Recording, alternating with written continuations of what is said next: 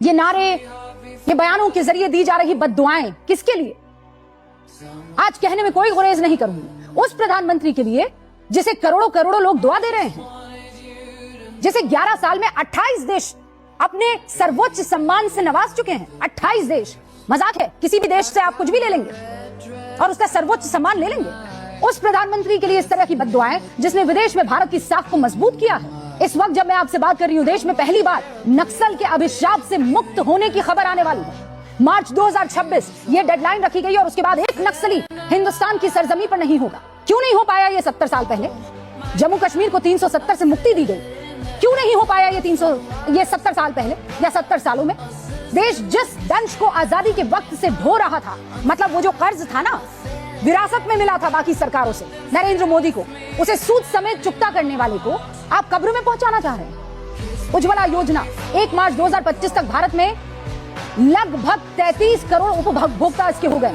2014 में प्रधानमंत्री देश को खुले में शौच से मुक्त करने का दावा कर चुके हैं। अक्टूबर 2019 में देश खुले में शौच से मुक्त कर दिया जाता है। गरीब को अपने घर योजना के तहत ग्रामीण भारत में करीब 3 करोड़ लोगों को घर दे दिया जाता है। इसमें किसी जाति, किसी धर्म का भेदभाव नहीं देखा जाता।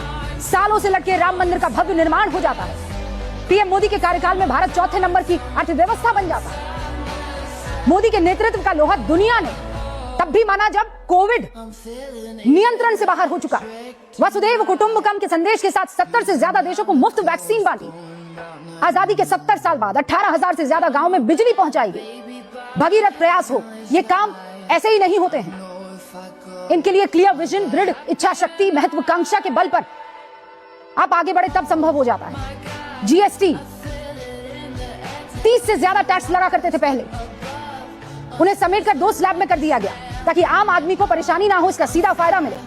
उस आदमी की आप कब्र खोदना चाहते हैं, उसका किडनैप करवाना चाहते हैं कि वो किसी तरह मर जाए, किसी तरह किडनैप हो जाए, किसी तरह उसके साथ कोई अनहोनी हो जाए। अरे विरोध कीजिए प्रभु, आपको हक है विरोध करने का।